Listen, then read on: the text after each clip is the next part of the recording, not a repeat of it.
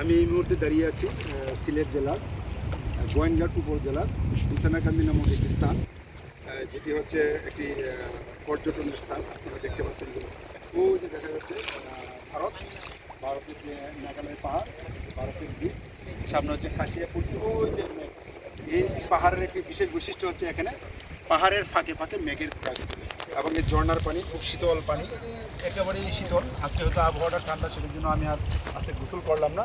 ওই যে দেখতে পাচ্ছেন ঝর্ণার পানিগুলো এই পাথরের উপর দিয়ে যাচ্ছে, খুবই নয়নাভিরাম দৃশ্য বলা যায়।